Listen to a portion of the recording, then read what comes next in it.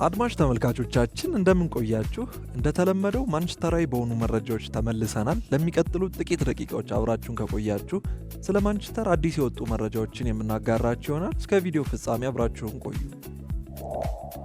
ቪዲዮን ከመጀመራችሁ በፊት ግን ለዚህ ዩቲዩብ ቻናል አዲስ ከሆናችሁ ይህ የማንቸስተር ዩናይትድ ኢትዮጵያ ዩቲዩብ ቻናል ሲሆን በዚህ ዩቲዩብ ቻናል ስለ ማንቸስተር ዩናይትድ ወቅታዊና አዳዲስ መረጃዎችን ስለምናጋራ ከመረጃዎቹ ትካፈሉ ዘንድ ሰብስክራይብ በማድረግ ቤተሰብ እንድትሆኑ በአክብሮት እንጋብዛለን። ከዛ በተጨማሪም ይህንን ቪዲዮ ላይክ በማድረግ ተደራሽነታችንን እንድታሰፉልን እየጠየቅን ከመደበኛ የዜና ፕሮግራማችን በተጨማሪም በዚህ ቪዲዮ መጨረሻ ላይ ማንቸስተር ዩናይትድ ከቶትናም ስለሚያደርጉት ጨዋታ ትንተና የምናቀርብላችሁ ይሆናል። እስከ ፕሮግራማችን ፍጻሜ መከታተላችሁ እንዳትረሱ። በቀጥታ ዛሬ ወዳዘጋጀንላችሁ አዳዲስ ዩናይትዳዊ መረጃዎች ስናልፍ ማንቸስተር ዩናይትዶች የኢንተር ሚላኑን ኮከብ ፈላጊ ሲሆኑ የመጀመሪያ እንቅስቃሴያቸውን ማድረጋቸው ተዘግቧል። ማንቸስተር ዩናይትዶች የክረምቱ የዝውውር መስኮት ሊከፈት ሲቃረብ የኢንተር ሚላኑን አማካኝ ዴቪድ ፍራንቲሲን ለማስፈረም እየተከታተሉ ነው ሲል ጋዜጠኛ ማቴዎ ሞሬቶ ተናግሯል። የ25 ዓመቱ ተጫዋች በዚህ ክረምት የሴሪያውን ቡድን የመልቀቅ ዕድል አለውም ተብሏል። ማንቸስተር ዩናይትድ በዚህ የውድድር ዘመን አስከፊውን የፕሪሚየር ሊግ ዓመት ያሳለፈ ሲሆን ለ2025-26 የውድድር ዘመን ቡድናቸውን ለማጠናከር ይፈልጋሉ። ዩናይትዶች ከቀድሞ አለቃቸው ኤሪክ ቴናግ ዘመን ጀምሮ በፍራቴሲ ላይ የረጅም ጊዜ ፍላጎት ነበራቸው።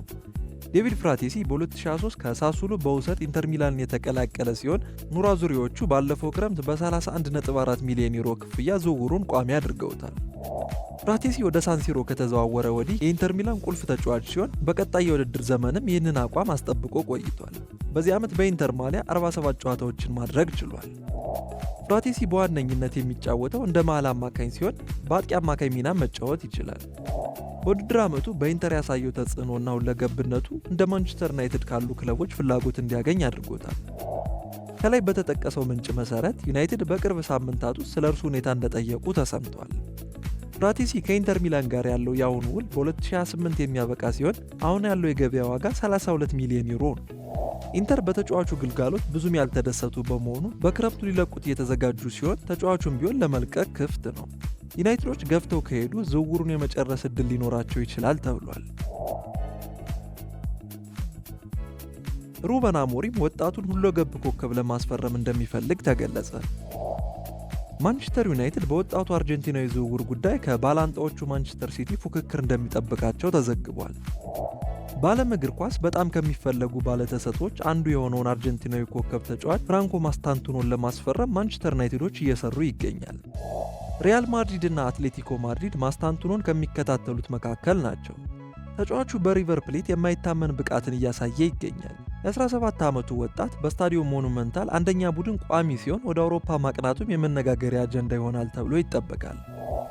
አውት ኦፍ ሳይድ እንደዘገበው ሩበን አሞሪም የአርጀንቲና ከ21 ዓመት በታች ኢንተርናሽናልን ቡድኑን ለማደስ በእቅድ ውስጥ ቁልፍ አካል አድርጎ ይመለከተዋል ሲል ዘግቧል። አሰልጣኙ የክለቡ ኃላፊዎች ዝውውሩ ላይ ገፍተው እንዲሄዱ እየጠየቀ ሲሆን ሲቲዎችም ውድድሩን መቀላቀላቸው ተገልጿል። የሲቲ በዝውውሩ ላይ መግባት በገበያው ውስጥ የበለጠ ትንቅንቅ እንዲኖር ከማድረጉም በላይ ለዩናይትድ ትልቅ ችግር ሊሆን ይችላል ተብሏል። ዩናይትዶች ባለፈው ክረምት የዝውውር መስኮት ከፍተኛ አቅም ያለውን ፈረንሳዊን ተከላካይ ሌኒ ዮሮን አስፈርመዋል። ማስታንቱኖም ልክ እንደ ዮሮ ተመሳሳይ ፊርማ እንደሚሆን ይጠበቃል። አሞሪም ኖቬምበር ላይ ከመምጣቱ በፊትም ዩናይትዶች የቡድናቸውን መልሶ ግንባታ ይበልጥ ወጣት በሆኑ ተጫዋቾች ለማድረግ ሲያስቡ የነበረ ሲሆን ማስታንቱኖም በኢኒዮስ ስር ተጠባቂ ፊርማዋ ነበር። ሲቲም የውድድር ዘመኑን ያለ ዋንጫ ካጠናቀቀ በኋላ እንደተለመደው የበላይነታቸውን ለመመለስ ወጣቶችን በመመልከት ላይ ይገኛሉ። የማስታንቱኖ የውል ማፍረሻ 45 ሚሊዮን ዩሮ ሲሆን በተለይም ከሪያል ማድሪድ ከፍተኛ ፍላጎት ቢኖረውም ተጫዋቹ በሪቨር ፕሌት ይቆያል ተብሎ ይጠበቃል። ማንቸስተር ዩናይትድ ከቶትናም ሆትስፐር ጋር ከሚያደርጉት ጨዋታ በፊት ሪዮ ፈርዲናንድ ስጋቱን ገልጿል። የቀድሞ የማንቸስተር ዩናይትድ ተጫዋች ሪዮ ፈርዲናንድ የሩበን አሞሪም ቡድን ከቶትናም ሆትስፐር ጋር በሚያደርገው የኤሮፓ ሊግ የፍጻሜ ጨዋታ ላይ የአካል ብቃት እንቅስቃሴ ችግር ሊገጥመው እንደሚችል ተናግሯል። ዩናይትዶች አትሌቲኮ ቢልባውን በግማሽ ፍጻሜ ካሸነፉ በኋላ የፊታችን ሮብ በኤሮፓ ሊግ የፍጻሜ ጨዋታ ስፐርስን ይገጥማሉ። በቲምቶክ ቃለ መጠይቅ ላይ ታዲያ ፈርዲናንድ ስለ ማንቸስተር ዩናይትድ የኤሮፓ ሊግ ፍጻሜ ጨዋታ ስጋቱን ገልጿል። ፈርዲናንድ ሲናገር እኔ ከማንቸስተር ዩናይትድ እይታ አንጻር የሚያሳስበኝ ነገር በአካል በፕሪሚየር ሊጉ ከየትኛውም ቡድን ጋር መጣጣም አለመቻላችን ነው። ቶትናሞች ሰው ለሰው ይዘው መጫወትን ከመረጡ እኛ ችግር ላይ ነን። ምክንያቱም ተጫዋቾቻችን ጠንካራና ፈጣን እንዲሁም ረጅም ጊዜ መሮጥ የሚችሉ ተጫዋቾች ስላልሆኑ ከባድ ይሆናል። የዩናይትድ ተጫዋቾች እንደ ሌሎች ቡድኖች ኃይለኛ አይደሉም። ይህ በፕሪሚየር ሊጉ የጎዳቸው ትልቁ ነገር ነው። በአውሮፓ ውስጥ ሁሉንም ቡድን አሸንፈዋል። የታገሉትም ለዚህ ነው። ይህ ዋንጫ ለዚህ ቡድን ጥቅሙ ብዙ ነው። ነገር ግን ልክ እንደ ፕሪሚየር ሊጉ ደካማ ከሆኑ ጨዋታውን እንደማያሸንፉ ማመን አለባቸው ሲል ተናግሯል። በዚህ ዓመት ዩናይትዶች ካደረጉት 37 የፕሪሚየር ሊግ ጨዋታዎች 18ቱን ቢሸነፉም በ2024/25 የአውሮፓ ሊግ ጨዋታ ምንም አልተሸነፉም። በዘንድሮው የውድድር ዘመን ባደረጋቸው 14 የአውሮፓ ሊግ ጨዋታዎች 9ኙን ድል በማድረግ 5 ጊዜ አቻ ወጥተዋል። ስፐርስ በበኩሉ የኦልትራፎርዱን ክለብ በዚህ ዓመት 3 ጊዜ ማሸነፍ ችሏል። ቶትናም በዚህ የውድድር ዘመን መጀመሪያ ላይ በሊጉ ዩናይትድን 3-0 እና 1-0 ማሸነፍ ሲችል በካራባኦ ካፕ የሩብ ፍጻሜ ጨዋታ የአሞሪሙን ቡድን 4-3 ማሸነፍ ችለዋል። ሩበን አሞሪም ከማንቸስተር ዩናይትድ ለመልቀቅ ጠይቆ እንደነበር መረጃ ወጥቷል። ማንቸስተር ዩናይትድን ማስተዳደር ከቅርብ ዓመታት ወዲህ በአመራር ዓለም ውስጥ ካሉት በጣም አስቸጋሪ ስራዎች አንዱ እንደሆነ ተረጋግጧል። ለበርካታ ተጫዋቾች ኢንቨስት ቢያደርጉም ክለቡን ወደ ክብሩ መመለስ ባለመቻላቸው አሰልጣኞች በተደጋጋሚ ሲሰናበቱ ተመልክተናል። በህዳር 2004 ኤሪክ ቴን ሃግን በዋና አሰልጣኝነት የተኩት ሩበን አሞሪም ከሞላ ጎደል በማንቸስተር ያላቸው ቆይታ ከባድ ሆኖባቸዋል። እንደ ESPN ዘገባ አሞሪም የማንቸስተር ዋና አሰልጣኝ ሆኖ ካደረጋቸው የመጀመሪያ 8 ጨዋታዎች በኋላ ማንቸስተርን በቶሎ ለመልቀቅ ተዘጋጅቶ ነበር የሚል መረጃን አውጥቷል። በሌላ ዘገባ ሜትሮ እንዳስነበበው የዩናይትድ ዋና ስራ አስፈጻሚ ኦማር ቤራዳ እና አንዳንድ የአሞሪም የስራ አጋሮች አሰልጣኙ ያስገባውን የስራ መልቀቂያ እቅዶች እንዲተው አድርገውታል ተብሏል። አሞሪም ራሱን በስፖርቲንግ ሊዝበን ካረጋገጠ በኋላ የዩናይትድ ደጋፊዎች መጥፎ ጊዜያቸውን በቶሎ ወደ ሌላ አቅጣጫ እንደሚቀይር ተስፋ ነበራቸው። ሆኖም ዩናይትዶች በፖርቹጋላዊ መሪነት በፕሪሚየር ሊጉ ያደረጉትን አስከፊ ጉዞን ቀጥለዋል። አሞሪም በኦልትራፎርድ የመሪነቱን ቦታ ከተረከበ በኋላ ባደረጋቸው 26 የሊግ ጨዋታዎች 6 ብቻ አሸንፎ በ6ቱ አቻ ወጥቶ በ14 ጨዋታዎች ተሸንፏል። በዚህም አሞሪም ማንቸስተር ዩናይትድን ከተረከበ በኋላ በፕሪሚየር ሊጉ ሊገኙ ከሚችሉ 78 ነጥቦች 24 ነጥብ ብቻ ነው ማግኘት የቻለው። ሆኖም ዩናይትድ በዚህ የውድድር ዘመን በአውሮፓ ሊግ ያደረገው ያለመሸነፍ ጉዞ ለደጋፊዎች ተስፋ እንዲኖራቸው አድርጓል። ስለዚህም ዩናይትድ ውድድሩን ማሸነፍ ከቻለ በሚቀጥለው የውድድር ዘመን ለሚያስደስተው የውድድር ዘመን መነሻ መሰረት ሊሆን ይችላል ተብሏል። ዴቪድ ቤካም ማንቸስተር ዩናይትድ 3 ተጫዋቾችን እንዳይለቅ አሳሰበ። የቀድሞ የማንቸስተር ዩናይትድ ኮከብ ዴቪድ ቤካም ክለቡ ተጫዋቾችን በፋይናንስ ምክንያት ብቻ እንዳይሸጥ አሳስቧል። የቀድሞ የእንግሊዝ ኢንተርናሽናል ዩናይትድ እንዲሸጣቸው የማይፈልጋቸውን 3 ተጫዋቾች ተናግሯል። ቤካም የጠቀሳቸውን ተጫዋቾች ለረጅም ጊዜ በኦልትራፎርድ ለመመልከት እንደሚመኝም ተናግሯል። ዴቪድ ቤካም እንዳይሸጡ ያላቸው ተጫዋቾች ብሩኖ ፈርናንዴስ፣ አሊያንድሮ ጋርናቾ እና ኮቢ ሜኑ ናቸው። ዩናይትዶች በአዲሱ አሰልጣኝ ሩበን አሞሪም የሽግግር ምዕራፍ ላይ ይገኛሉ። እናም ከአሞሪም ፍልስፍና ጋር ለማስማማት አዳዲስ ፊርማዎችን ይፈልጋሉ። የትርፍና ዘላቂነት ደንቦችን ለማክበር ክለቡ ጉልህ የሆኑ ፊርማዎችን ለማድረግ ካሰበ ከፍተኛ ገቢ መፍጠር አለበት። ለአዳዲስ ፊርማዎች ሲባል ታዲያ ካሁን በኋላ ቡድን ውስጥ የሚያስፈልጉ ተጫዋቾችን ለመሸጥ ሊገደዱ ይችላሉ። ዴቪድ ቤካም ታዲያ በዛ አትሌቲክስ ላይ ይህንን ብሏል። ካፕቴን ብሩኖ ፈርናንዴዝን መሸጥ እንደሌለባቸው ማሰብ እፈልጋለሁ። እርሱ ልዩ ተጫዋች ነው። በአንዳንድ የዩናይትድ ጨዋታዎች ወሳኝ ነበረ። ቡድን ውስጥ አንድ ሰው ስንጠራ ሁሌም ብሩኖ ፈርናንዴዝ ተቀዳሚው ነው። ስለዚህ የእርሱን ሽያጭ ከሚቃወሙት አንዱ ነኝ።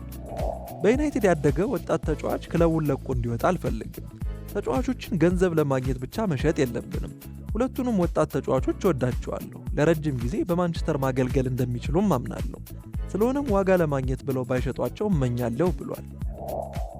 የማንቸስተር ዩናይትዱ ካፕቴን ብሩኖ ፈርናንዴዝ በ55 ጨዋታዎች 19 ጎሎችና 19 አሲስት በማድረግ የክለቡ ምርጥ ተጫዋች የሆነ ሲሆን ተጫዋቹ በዚህ ክረምት የሳውዲ አረቢያን ፍላጎት ስቧል። ዝውውሩም ብዙ ዋጋ ያስከፍላል ተብሏል። እስከ 2028 ድረስ የሚያቆይ ኮንትራት ያለው ጋርናቾም ከናፖሊና ቼልሲ ጋር ተገናኝቷል። ነገር ግን በሜትሮ በወጣው ዘገባ መሰረት በክለቡ ደስተኛ መሆኑን አመልክቷል። የማቲያስ ኩንሃ ዝውውር የማንቸስተር ዩናይትድን ኮከብ እንዲለቅ ያስገድዳል ሲል ጄሚ ካራገር ተናግሯል። ማንቸስተር ዩናይትድ የወልቭሱን ኮከብ ማቲያስ ኩንሃን የሩበን አሞሪም የመጀመሪያ የክረምት ፈራሚ ለማድረግ ዝግጅቱን ጨርሷል። ጄሚ ካራገር ታዲያ ማቲያስ ኩንሃ ለማንቸስተር ዩናይትድ ፍጹም ነው ብሎ ያምናል። ነገር ግን የተጫዋቹ መምጣት አሊያንድሮ ጋርናቾን ሊያስወጣው ይችላል ብሏል። ብራዚላዊ የፊት መስመር ተጫዋች የዩናይትድ የመጀመሪያ የክረምት ፈራሚ ለመሆን ተዘጋጅቷል። ካራገር በተለይም ሩበን አሞሪም ከሚጫወተው ስርዓት አንጻር ኩንሃ ለዩናይትድ ድንቅ ፊርማ እንደሚሆን ያምናል። ጄሚ ስካይ ስፖርት ላይ ሲናገር እንዲህ ብሏል። በጣም ጥሩ ፊርማ ነው ብዬ አስባለሁ። እርሱ ድንቅ ተጫዋች ነው ብዬ አስባለሁ። ኩንሃ ሲጫወት ማየት እወዳለሁ። ኩንሃ እንደኔ ከሆነ የውድድር ዘመኑ ምርጥ ተጫዋች ነበረ። በውድድር ዘመኑ ጥሩ ጅምር ነበረው። ከጥቂት ሳምንታት በፊት በማንቸስተር ሲቲ ጨዋታ ላይ አይቼው ነበረ። እርሱ በጣም የተሳለና ፈጣን ነው። በማንቸስተር ዩናይትድ ውስጥ ያለው አሰልጣኝ በ2-10 ቁጥር ሚና መጫወት ስለሚፈልግ ኩንሃም በዚያ ውስጥ በትክክል መጫወት እንደሚችል ግልጽ ነው ብሏል። ካራገር የኩንሃ ወደ ኦልድ ትራፎርድ መምጣትን ቢደግፍም የጋርናቾ በክለቡ ያለው የወደፊት ቆይታ ሊያልቅ እንደሚችል ጠቁሟል። ጋርናቾ ከአካዳሚው ስርዓት ስለመጣና ለፒኤስአር የትርፍና ዘላቂነት ህጎች ሲባል ሽያጩ ስለሚያስፈልግ ሊለቅ እንደሚችል እየተነገረ ነው። እንዲሁም ማንቸስተር ዩናይትድ በዚህ ጉዳይ ላይ ጥቂት ችግሮች እንዳሉበት እናውቃለን። ለጋርናቾ ጥሩ ዋጋ ከመጣ ዩናይትድ ምናልባት ሊለቀው ይችላል ብሏል። የጄሚ ካራገር የስካይ ስፖርት ባልደረባው ጋሪ ኔቭልም ስለ ኩንሃ መምጣት ሐሳቡን አካፍሏል። ኔቭል ተጫዋቹ ለአሞሪም ስርዓት ጥሩ ተጨማሪ እንደሚሆንም ጠቁሟል። በዚያ ቦታ ላይ አሞሪም ተስፋ ቆርጧል። ኩንሃ ለዚህ ስርዓት ይስማማል። ማንቸስተር ዩናይትድ አሁን እየተጫወተበት ያለውን መንገድ ስታስብ ኳሱን ይዘው የሚሄዱ በዚያ ቦታ ተፈጥሯዊ ተጫዋቾች የሆኑትን ጄደን ሳንቾ፣ አንቶኒና ማርከስ ራሽፎርድን ለቀዋል። በአሁኑ ጊዜ በጋርናቾ እየተጫወቱ ይገኛል። ነገር ግን ተጫዋቾችን እየቀነሰ የሚሄድ ሰው ይፈልጋሉ። ኩንሃ በዚያ ቦታ ከስርዓቱ ጋር የሚስማማና ሩበን አሞሪም እንዴት መጫወት እንደሚፈልግ የሚያውቅ የተጫዋች አይነት፣ ስለዚህ ፊርማው ጥሩ ይሆናል ሲል ጋሪ ኔቭል ተናግሯል። ማንቸስተር ዩናይትድ፣ ሊቨርፑል እና አርሰናል ለቼልሲው ኮከብ ጥያቄ ሊያቀርቡ መሆኑ ተገለጸ። አርሰናል፣ ማንቸስተር ዩናይትድ እና ሊቨርፑል በክረምቱ የዝውውር መስኮት ፍልሚያ ሊገጥሙ ነው ተብሏል። ሦስቱም ቡድኖች የቼልሲውን ክሪስቶፈር ንኩኩን በክረምቱ ማስፈረም ይፈልጋሉ። ንኩኩ ከ2 ዓመት በፊት ከአርቢ ሌፕዚግ በ52 ሚሊዮን ፓውንድ ውል ወደ ስታንፎርድ ብሪጅ መዛወሩ ይታወሳል። የመጀመሪያው ውድድር ዘመኑ በነሐሴ 2023 ባጋጠመው ከባድ የጉልበት ጉዳት ተበላሽቷል። በዚህ ውድድር ዘመን በጉዳት ችግር ምክንያት 10 ጨዋታዎችን ያመለጠው ቢሆንም ንኩኩ አለቃው ኢንዞ ማሬስካን ለማሳመን ታግሏል። ፈረንሳዊ በፕሪሚየር ሊጉ 3 ጎሎችን ብቻ ማስቆጠር ችሏል። ማሬስካ በዋናነት እርሱን በኮንፈረንስ ሊግ ላይ ሲጠቀመው ነበረ። አጥቂው የወደፊት ዕጣ ፈንታው አሁንም እርግጠኝነት አይታይበትም። በዚህም ምክንያት የ27 ዓመቱ ተጫዋች የክረምት የዝውውር መስኮት ከተከፈተ በኋላ ከስታንፎርድ ብሪጅ ለመውጣት ዝግጁ ሊሆን ይችላል ተብሏል። ከቼልሲ ጋር ያለው ኮንትራት ገና 4 ዓመት የሚቀረው ሲሆን ሰማያዊዎቹ ለሌፕዚግ ከከፈሉት 52 ሚሊዮን ፓውንድ በተቻለ መጠን የተቀራረበ ዋጋ ይፈልጋሉ። እነዚህ ነገሮች ቢኖሩ ዘሰን በበኩሉ ለአጥቂው ፊርማ በርካታ ቡድኖች ዝግጁ እንደሆኑ ዘግቧል። ሚኬል አርቴታ ንኩኩን ወደ ቡድኑ ለመጨመር እንደ ጥሩ አማራጭ ያየዋል። ነገር ግን በጥር ወር እርሱን ለማስፈረም ከሞከረው ዩናይትድ ከባድ ፉክክር ይገጥማቸዋል ተብሏል። አሞሪም የንኩኩ የፕሪሚየር ሊግ ልምድ ምርጥ አማራጭ እንደሚያደርገው ያምናል። ተጫዋቹ በጥርም ከማንቸስተር ጋር መያያዙን ተከትሎ በክረምቱን ፊርማውን ለማግኘት እንደሚሰሩ ተሰምቷል።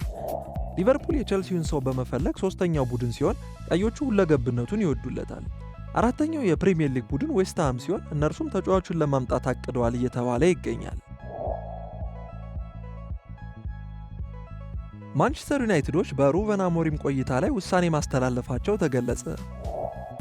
የማንቸስተር ዩናይትድ አሰልጣኝ ሩበን አሞሪም ሮብ ምሽት በአውሮፓ ሊግ የፍጻሜ ጨዋታ ቶትናም ሆትስፐርን በማሸነፍ መጥፎ የውድድር ዘመኑን የማዳን እድል አለው። ነገር ግን ፖርቹጋላዊ ታክቲሻን በፕሪሚየር ሊጉ መጥፎ ሲዝን እንዳሳለፈ ከማንም የተሰወረ አይደለም። የቀድሞ የስፖርቲንግ አለቃ በኖቬምበር ላይ ኤሪክ ቴን ሃግን በኦልድ ትራፎርድ ተክቶ መሾሙ ይታወሳል። ይሁን እንጂ አሞሪም ቢያንስ እስከ 2024-25 የውድድር ዘመን መጨረሻ ድረስ በሊዝበን ቆይቶ ከዛን በክረምት ኦልድ ትራፎርድ መምጣት ቢፈልግም ጥያቄው ተቀባይነት ሳያገኝ በህዳር የማንቸስተርን ስራ ተረክቧል። አሞሪም ወደ ማንቸስተር ዩናይትድ ከመጣ በኋላ በፕሪሚየር ሊጉ በተከታታይ ጨዋታዎችን ማሸነፍ ተስኖት በ39 ነጥብ 16ኛ ደረጃን ይዟል። ይሁን እንጂ የአውሮፓ ሊግ ፍጻሜ ምንም ይሁን ምን ውሳኔው ቀድሞ የታወቀ ይመስላል። ማንቸስተር ዩናይትድ በ40 ዓመቱ አሰልጣኝ ስር ያሳለፈው የውድድር ዘመን አሳዛኝ ቢሆንም ቡድኑን በአሰልጣኙ ፍላጎት ለማጠናከር የክረምት የዝውውር መስኮትን ሊጠቀም ይፈልጋሉ ተብሏል። ዘሚረር እንደዘገበው አሞሪም በዓለም እግር ኳስ ውስጥ ካሉ ምርጥ ወጣት አሰልጣኞች አንዱ ተብሎ የሚታሰብ ሲሆን በማንቸስተር ዩናይትድ የቦርድ ክፍል አለቆች ፍላጎት መሰረትም በአውሮፓ ሊግ የፍጻሜ ጨዋታ የሰሜን ለንደኑን ቡድን ማሸነፍ ባይችልም አይባረርም ተብሏል። እንደውም የማንቸስተር ዩናይትድ የጋራ ባለቤት ሰር ጂም ራትክሊፍ እና የኢኒዮስ መሪ ጓዶቻቸው አሞሪም ዋና አሰልጣኝ ሆኖ ለረጅም ዓመታት ቡድኑን እንዲመራ ይፈልጋሉ። አሰልጣኙ በቡድኑ አመራሮች ትልቅ ድጋፍ ያለው ሲሆን በክረምቱም ትልቅ የመልሶ ግንባታ ሊያደርጉለት ዝግጁ ናቸው ተብሏል። ማንቸስተር ዩናይትዶች ከማቲያስ ኩንሃ ጋር 70 ሚሊዮን ፓውንድ የተለጠፈለትን አጥቂ ማስፈረም ይፈልጋሉ ተባለ። ማንቸስተር ዩናይትዶች የበርንማውዙን የፊት መስመር ተጫዋች አንቷን ሴሜኒዮን ተጨማሪ ፈራሚ አድርገው የለዩት ቢሆንም የክረምት ውሉ ዋጋ ግን በጣም ከባድ ሊሆን ይችላል ሲል ጋዜጠኛ ቤን ጃኮብስ ለጊቭ ሚ ስፖርት ተናግሯል። ዩናይትዶች በሩበን አሞሪም ስር የተጨናነቀ የመጀመሪያ የዝውውር መስኮት እየጠበቁ ሲሆን የወልቭሱን ኮከብ ማቲያስ ኩናን የመጀመሪያ ፈራሚያቸው ለማድረግ የመጨረሻ ምዕራፍ ላይ ደርሰዋል። አዲስ 9 ቁጥር እንዲሁ በአጀንዳቸው ላይ ቀዳሚው ጉዳይ ነው። ዩናይትድ እስከ 3 የፊት አጥቂዎችን ማምጣት ይፈልጋል። በቀኝ በኩል ያለው የአጥቂ አማራጭ ሴሜኒዮ ቢሆንም ዋጋው ላይ ስጋቶች እያደጉ መምጣታቸው ተዘግቧል። ጋናዊው የክንፍ ተጫዋች በጣም ውድ ሊሆን ይችላል ያለው ቤን ጃኮብስ ሲናገር ሴሜኒዮ ከኩናሃ ጋር በመሆን በዩናይትድ የአጥቂ ማጠናከሪያ እጩ ዝርዝር ውስጥ እንደሚገኝ ገልጿል። ማንቸስተር ዩናይትድ ለአንቷን ሴሜኒዮ ቅድሚያ እየሰጠው ነው። እንደ ኩናሃ በ10 ቁጥር ሚና ሊጫወት ሊመጣ ይችላል። ማንቸስተር ዩናይትድ የቀኝ መስመር አጥቂ ለማምጣት ሀሳቡ አላቸው፣ ነገር ግን የሴሜኒዮ ዋጋ በጣም ከባድ ሊሆን ይችላል ብሏል። በ2023 ከብሪስቶል ሲቲ በርንማውዝን የተቀላቀለው ሴሜኒዮ በዚህ የውድድር ዘመን 11 ጎሎችን ሲያስቆጥር 7 ለጎል የሚሆኑ ኳሶችን አመቻችቶ ማቀበል ችሏል። ጋናዊው የክንፍ ተጫዋች ከበርካታ የእንግሊዝ ቡድኖች ጋርም ተገናኝቷል። የሴሜኒዮ መሸጫ ዋጋ በዚህ ክረምት 70 ሚሊዮን ፓውንድ ሊሆን እንደሚችል ይታመናል። ይህም በማንቸስተር ዩናይትድ ታሪክ በጣም ውድ ከሆኑ ፈራሚዎች አንዱ ያደርገዋል። ዩናይትድ በ10 ቁጥር ሚና አሁንም ፈራሚዎችን ይፈልጋሉ። እንደ ሪያን ቸርኪ ያሉ ርካሽ አማራጮች ቢኖሩም በሊጉ የደመቀው ሴሜኒዮ ግን ዋነኛ ኢላማቸው ነው ተብሏል። ፋብሪዞ ሮማኖ በቪክተር ጊዮከረሽ ዝውውር ላይ አዲስ መረጃን አካፍሏል። ፋብሪዞ ሮማኖ እንዳለው ቪክተር ጊዮከረሽ በክረምቱ የዝውውር መስኮት ከአርሰናልና ከማንቸስተር ዩናይትድ ፍላጎት ጋር እየተያያዘ ሲሆን ከስፖርቲንግ ሊዝበንም እንዲወጣ ይፈቀድለታል ብሏል። ጊዮከረሽ በ2023 ስፖርቲንግ ሊዝበንን ከተቀላቀለ በኋላ በስፖርቲንግ ትልቅ ቦታ የሚሰጠው አጥቂ ሲሆን ክለቡን ከበርካታ ዓመታት በኋላ በተከታታይ ሁለተኛውን የሊግ ዋንጫ እንዲያነሳ ረድቷል። ፋብሪዞ ሮማኖ በዩቲዩብ ቻናሉ ላይ ሲናገር ጊዮከረሽ በክረምቱ የዝውውር መስኮት ላይ ሊለቅ እንደሚችል ገልጿል። አሁን በድጋሚ የፖርቹጋል ሊግን አሸንፈዋል። ስፖርቲንግ ለቪክተር ጊዮከረሽ መውጫ ቅድመ ሁኔታዎችን ያመቻቸ ሲሆን ከዝውውሩ 65 ሚሊዮን ዩሮ ይፈልጋል። በሚቀጥሉት ሳምንታት የጊዮከረሽ ስም በተደጋጋሚ ይሰማል። የኔ መረጃ ፕሪሚየር ሊጉ በእርግጠኝነት የእርሱ መዳረሻ ነው የሚል ነው። አርሰናልና ማንቸስተር ዩናይትድ በቪክተር ጊዮከረሽ ላይ ከፍተኛ ፍላጎት አላቸው። ተጫዋቹ በቀጣይ ሳምንታት ማረፊያውን ያሳውቃል። ሁለቱም ክለቦች ለተጫዋቹ ፍላጎት ቢኖራቸውም የቀረበ ነገር ግን የለም ብሏል። ይህ የውድድር ዘመን ለማንቸስተር ዩናይትድ እጅግ አስከፊ ወቅት ነበረ። ዩናይትዶች ዓመቱን በፕሪሚየር ሊግ ዝቅተኛ ነጥብ ይዘው ሊጨርሱ እንደሆነ አስቀድመው አረጋግጠዋል። ክለቡ በፕሪሚየር ሊጉ ጥሩ ጊዜ ባያሳልፍም በአውሮፓ መድረክ ግን ሙሉ ለሙሉ የተለየ ቡድን ነበረ። የሮቡን ጨዋታ ማሸነፍ ከቻሉ ጊዮከረሽን ለማስፈረም በሚደረገው ፉክክር ውስጥ ወሳኝ ይሆንላቸዋል።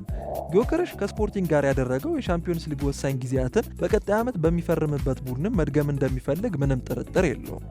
ሁለቱም ጆሹዋ ዚርክዚና ራስመስ ሆይሉንድ አቅም ያላቸው ተጫዋቾች ቢሆንም በዚህ ሲዝን ለጎል ሲታገሉ ቆይተዋል። ይህም በማንቸስተር ዩናይትድ ቤት ትልቅ ጉዳትን አድርሷል።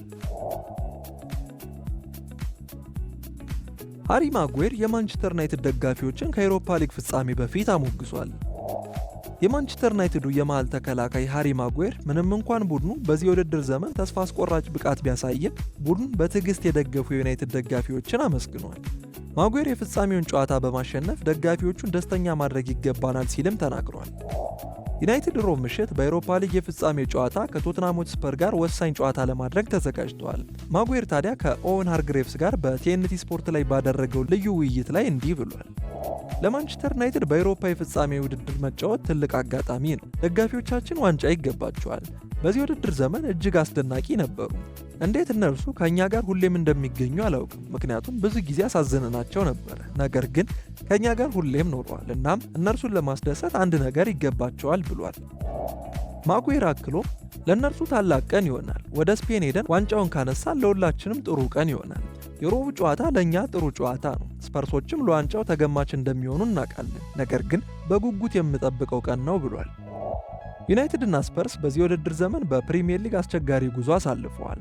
ማንቸስተር ዩናይትድ በሊጉ 16ኛ ደረጃ ላይ ሲቀመጥ የአንጄ ፖስቴኮግሉ ቡድን ከወራጅ ቀጠናው ከፍ ብሎ 17ኛ ደረጃ ላይ ይገኛል። ለዩናይትድ የፍጻሜውን ጨዋታ ማሸነፍ ራሳቸውን ለማዳንና በሚቀጥለው የውድድር ዘመን በሻምፒዮንስ ሊግ መሳተፍ የሚችሉበት እድል ነው። ይህ በእንዲህ እንዳለ ቶትናም በተለያዩ አሰልጣኞች እየተመሩ ስኬታማ መሆን ሳይችሉም 17 ዓመታትን ዋንጫ ካላነሱ በኋላ ሮብ የመጀመሪያውን ትልቅ ዋንጫ ለማንሳት የሚፋለሙበት እድል ነው ተብሏል። ማንቸስተር ዩናይትድ የፈረንሳዩን ኮከብ እንደሚፈልጉ ተገለጸ። የኤስ ሚላኑ የመስመር ተከላካይ ቲዮ ሄርናንዴዝ በውድድር ዓመቱ መጨረሻ ከክለቡ ሊለቅ እንደሚችል እየተነገረ ሲሆን ማንቸስተር ዩናይትድ እርሱን ለማስፈረም ፍላጎት አሳይቷል። እንደ ቲኤምዳብሊው ዘገባ ከሆነ ቸልሲም በውድድሩ ውስጥ ይገኛሉ ተብሏል። ምንም እንኳን ቸልሲ በዝውውር ውስጥ ቢገኝበትም ማንቸስተር ዩናይትድ ተጫዋቹን የማዘዋወር እድላቸው ሰፊ ነው ተብሏል። የፈረንሳዩን ተከላካይ በተመለከተ አንድ ሪፖርት እንደሚለው ተጫዋቹ ከፕሪሚየር ሊግ ክለቦች በተለይም ከማንቸስተር ዩናይትድ ጋር ግንኙነት አለው ብሏል። ተጫዋቹ ከማንቸስተር ሲቲም ጋር ተያይዟል። ሚላን ለተከላካዩ 40 ሚሊዮን ዩሮ የጠየቀ ሲሆን ማንቸስተር ዩናይትዶችም ስምምነቱን ለመጨረስ የሚያስችል የገንዘብ አቅም አላቸው። ዩናይትዶች በዚህ ቦታ የበለጠ ጥልቀትን ለመጨመር ይፈልጋሉ። የ27 ዓመቱ ተጫዋች ፊርማ ታዲያ ለዩናይትድ ጥራት ያለው ግዢ ይሆናል። በከፍተኛ ደረጃ ለመወዳደር ችሎታና ልምድ ያለው ተጫዋቹ ለማንቸስተር ዩናይትድ በጣም ጠቃሚ ግዢ ሊሆን ይችላል። ሄርናንዴዝ በፕሪሚየር ሊግ ውስጥ ለመጫወት ይፈልጋል። ተጫዋቹ በዚህ ክረምት በሳውዲ አረቢያ ክለቦች ራዳር ላይ እንደሚገኝ የተነገረ ሲሆን አሁን ላይ ግን ከአውሮፓ የመውጣት ፍላጎት የለውም። ማንቸስተር ዩናይትዶችም ተጫዋቹን ለማስፈረም ይፋዊ ጥያቄ በማቅረብ ፍላጎታቸውን ለማሳወቅ ይፈልጋሉ ተብሏል። ሄርናንዴዝ ጥራት ያለው ተጫዋች ስለመሆኑ ምንም ጥርጥር የለውም። እንደርሱ ያሉ ተጫዋቾችን ለማግኘት አስቸጋሪ ቢሆንም ማንቸስተር ዩናይትድ እድሉን ተጠቅሞ ፈረንሳዊውን ኢንተርናሽናል በክረምቱ ማስፈረም ይፈልጋል። ሄርናንዴዝ በሚቀጥለው ዓመት ከኋላ መስመር ለመጠናከርና ለዋንጫ እንዲጫወቱ ሊረዳቸውም ይችላል ተብሏል። ማንቸስተር ዩናይትድ ተጫዋቹን በድጋሚ እንዲያስፈርሙ ዋይን ሩኒ አበረታቷል። ዋይን ሩኒ በክለቡ ታሪክ አስከፊውን የፕሪሚየር ሊግ የውድድር ዘመን ተከትሎ የማንቸስተር ዩናይትድን የዝውውር ፍላጎት ዝርዝር ይፋ አድርጓል። ማንቸስተር ዩናይትድ ከምንጊዜውም አስከፊ የፕሪሚየር ሊግ የውድድር ዘመን እንዲያገግም ሊረዳቸው የሚችሉ 3 ቁልፍ ፈራሚዎችን ዋይን ሩኒ ጠቁሟል። ከእነዚህም አንዱ የቀድሞ ግብ ጠባቂያቸውን ዴቪድ ዲያን መመለስ ነው። ዩናይትዶች በሊጉ ስር የሰደደ ትግል ቢያደርጉም ሮብ ምሽት በአውሮፓ ሊግ የቢልባኦ የፍጻሜ ጨዋታ ቶትናምን ማሸነፍ ከቻሉ የሻምፒዮንስ ሊግ ውድድርን በቀጣይ ዓመት ያገኛሉ። ይሁን እንጂ ቡድኑ በሚቀጥለው የውድድር ዘመን በሀገር ውስጥና በአውሮፓ በከፍተኛ ደረጃ ለመወዳደር ሙሉ ለሙሉ ማሻሻያ ይፈልጋል። የዩናይትድ የምንጊዜም ኮከብ ግባግቢ የሆነው ሩኒ የቀድሞ የቡድን አጋሩ ዴቪድ ዲያ ከአጥቂው ቪክተር ኦሽማን እና ከተከላካዩ ማርክ ጉሂ ጋር ከፈረመ ቡድኑ ውስጥ ለለውጥ መነሳሳት ምክንያት ሊሆን እንደሚችል ያምናል። ሩኒ ለአማዞን ፕራይም ስፖርት ሲናገር በማንቸስተር ቦን ዴቪድ ዲያን መልሼ አስፈርመው ነበረ። ዲያን ማንቸስተር ዩናይትዶች ናፍቀውታል ብዬ አስባለሁ። አሁንም በጣም ጥሩ ስራ መስራት እንደሚችል አስባለሁ። ሁለተኛው ኦሲሜንን አስፈርመዋለሁ። እርሱ 9 ቁጥር ቦታ ላይ በጣም ጥሩ አጥቂ ነው ብዬ አስባለሁ። ምናልባትም ለማንቸስተር ለመጫወት ዝግጁ ሊሆን ይችላል። ሶስተኛው ደግሞ አስቸጋሪ ሊሆን ይችላል። ነገር ግን ጉሂን ከክሪስታል ፓላስ አስፈርመዋለሁ። እንደ መሃል ተከላካይ በክለቡ ላይ ጥሩ ተጽዕኖ ይኖረዋል ብዬም አስባለሁ ብሏል። ዴቪድ ዲያ በኦልድ ትራፎርድ 12 የውድድር ዘመናትን አሳልፏል። በዚህም አንድ ጊዜ የፕሪሚየር ሊግ ዋንጫን ማንሳት ሲችል የዩናይትድ የውድድር ዘመን ምርጥ ተጫዋች በመሆን 4 ጊዜ ተሸልሟል። የ34 ዓመቱ ተጫዋች በጁላይ 2023 ከክለቡ በነፃ ለቋል። በዚህ የውድድር ዘመን መጀመሪያ ላይ ፊዮረንቲናን ከመቀላቀሉ በፊት አዲስ ቡድን በመፈለግ ለ1 ዓመት ያህል አሳልፏል። ስፔናዊ በሴሪያው ቡድን ድንቅ ብቃት ያሳየ ተጫዋች ሲሆን በክረምት የቅድመ ውድድር ዘመን ጨዋታ ዩናይትድን ሊገጥም ነው። ይህም ለስፔናዊ ስሜታዊ ግንኙነት እንደሚሆን ጥርጥር የለውም። ኦሲሜን በበኩሉ በውሰት በጋላታሳራይ ቆይተው ቡድኑን የቱርክ ዋንጫ እንዲያሸንፍ ረድቶታል። የእንግሊዝና የክሪስታል ፓላስ ተከላካይ ማርክ ጉሂም በሩኒ ተፈላጊው ተጫዋች ነው። ከቸልሲ ኒውካስትልና ቶትናም ጋር ሲያያዝ የነበረው የ24 ዓመቱ ተጫዋችን ማስፈረም እጅግ ከባድ ይሆናል ተብሎም ይጠበቃል። ኢሚሊያኖ ማርቲኔዝ ከአስቶን ቪላ ለመውጣት ፍንጭ ከሰጠ በኋላ ከማንቸስተር ዩናይትድ እና ባርሴሎና ጥያቄዎች እንደመጡለት ተዘግቧል። አርጀንቲናዊ ግብ ጠባቂ በ2020 ከአርሰናል ወደ አስቶን ቪላ የተቀላቀለ ሲሆን በዌስት ሚድላንድስ ራሱን በሚገባ አረጋግጧል። የ32 ዓመቱ ተጫዋች በሁለት አጋጣሚዎች የፊፋ ምርጥ ግብ ጠባቂ ተብሎ በመመረጥ በዓለም ላይ ካሉ ምርጥ ግብ ጠባቂዎች አንዱ ለመሆን በቅቷል። ሀገሩን የ2022 የዓለም ዋንጫ እንድታሸንፍም ወሳኝ ሚናን ተጫውቷል። አሁን ላይ ታዲያ ማርቲኔዝ በቪላ ፓርክ ያለው ጊዜ እያበቃ መሆኑ እየተገለጸ ይገኛል። የቀድሞ የመድፈኞቹ ተጫዋች ባለፈው አርብ በሜዳቸው ቶትናምን ካሸነፉበት ጨዋታ በኋላ በእንባ ተሞልቶ ነበር። ከቪላ መልቀቁም እርግጥ እየሆነ ሲሆን በጠረጴዛው ላይ 3 የዝውውር ጥያቄዎች እንዳሉት ተገልጿል። በአርጀንቲና ቲቪ ጣቢያ የሚገኘው የዲስፖርት ዘገባ ማርቲኔዝ ከማንቸስተር ዩናይትድ እና ባርሴሎና ጥያቄዎች እንደመጡለት ገልጿል። አርጀንቲናው ኢንተርናሽናል ከሳውዲ ፕሮ ሊግ ጋር የተገናኘ ቢሆንም ማርቲኔዝ ግን በሻምፒዮንስ ሊግ መጫወቱን መቀጠል እንደሚፈልግ ተናግሯል። ይህም አቋሙ በመካከለኛው ምስራቅ ዝውውር ላይ ጥርጣሬን ፈጥሯል። እንደ ማርቲኔዝ ያለ ጥራት ያለው ተጫዋች ማጣት ለቪላ ከባድ ይሆናል። በግንቦት ወር መጀመሪያ ላይ የዴይሊ ሜል ዘገባ እንዳመለከተው ቪላ አዲስ ግብ ጠባቂ ፍለጋ ላይ መሆናቸውን ዘግቧል። የስፓኞል ቁጥር 1 እና የረጅም ጊዜ አርሰናል ኢላማ የሆነው ጆዋን ጋርሻ እንዳንዱ አማራጭ ሆኖ ብቅ ብሏል። ቪላ ለማርቲኔዝ የሚቀርቡትን ጥያቄዎች ለማዳመጥ ፈቃደኛ የሆነበት ዋናው ምክንያት ከፕሪሚየር ሊጉ ትርፍና ዘላቂነት ሕግ ጋር ለማጣጣም ነው። ቪላዎች ከሰኔ 30 በፊት ቢያንስ አንድ ትልቅ ሽያጭ ማካሄድ አለባቸው ተብሏል። እናም ማርቲኔዝ ይህን ለማድረግ ወሳኝ እጩ ሊሆን ይችላል። ይሁንና ጥያቄው ማርቲኔዝ ወዴት ይሄዳል የሚለው ነው። ተጫዋቹ እስከ 2029 ክረምት ድረስ ኮንትራት ያለው ሲሆን ቪላም በኮንትራቱ ምክንያት ብዙ ክፍያ ሊያገኝ ይችላል ተብሏል። እንደ ሚረር ዘገባ አሁን ላይ ማንቸስተር ዩናይትዶች ኢሚሊያኖ ማርቲኔዝን ለማስፈረም ጥያቄ ማቅረባቸው ተዘግቧል። አስቶን ቪላ በክረምቱ ኮከቡን ለመሸጥ የሚገደድ ሲሆን ዩናይትዶች ከከባድ የውድድር ዘመን በኋላ ለትልቅ የክረምት መልሶ ግንባታ በዝግጅት ላይ ናቸው። አሞሪም በዚህ ክረምት በቡድን ውስጥ ከባድ ማሻሻያ እንደሚያስፈልግ ያውቃል። አጥቂና መሃል ሜዳ ለአሞሪም ቅድሚያ የሚሰጣቸው ቦታዎች ይሆናሉ ተብሎ ሲጠበቅ የነበረ ቢሆንም ከቅርብ ወራት ወዲህ የወጡ ዘገባዎች እንደሚያመላክቱት የግብ ጠባቂ ቦታም በዩናይትዱ አለቃ ፍላጎት ውስጥ እንደገባ ነው። ኦናና ላይ የሚፈጠረውን ጫና ለማቃለል በቅርብ ጊዜ በርካታ ተጫዋቾችን እየተመለከቱ ሲሆን ከቅርብ ሳምንታት ወዲህ በርካታ ትልቅ ስም ያላቸው አማራጮች የኦናና ተተኪዎች ተብለው እየተነገሩ ይገኛል። ለዚህም ባለፈው ሳምንት የወጣ አንድ ዘገባ ዩናይትድ በእጩነት ያቀረባቸውን 6 አማራጮች ዘርዝሯል። ዩናይትድ ታዲያ በቅርብ ቀናት ውስጥ ከማርቲኔዝ ዝውውር ጋር ተያይዟል። ባለፈው ዓመት የኮፓ አሜሪካን ድል ካደረገ በኋላ በዓለም ላይ ምርጡ ግብ ጠባቂ የሚል ስያሜ የተሰጠው አርጀንቲናዊ ግብ ጠባቂ ክረምት ወደ ኦልድ ትራፎርድ የመሄድ ዕድሉ ከፍተኛ ነው። አርጀንቲናዊ ጋዜጠኛ ፈርናንዶ ኩዊዝ በኤክስ ገጹ ላይ ሲጽፍ ማርቲኔዝ በዚህ ክረምት ከማንቸስተር ዩናይትድ እና ከባርሴሎና ጥያቄዎችን እንደተቀበለ ተናግሯል። ማንቸስተር ዩናይትድ የስፖርቲንግ ሊዝበኑን ተጫዋች የክረምቱ ኢላማ እንዳደረገው ተዘግቧል። የዩናይትዱ አለቃ ሩበን አሞሪም ቡድናቸውን በክረምት ማሻሻል ይፈልጋሉ። ዩናይትዶች በአሁኑ ሰዓት በሊጉ 16ኛ ደረጃ ላይ ይገኛሉ።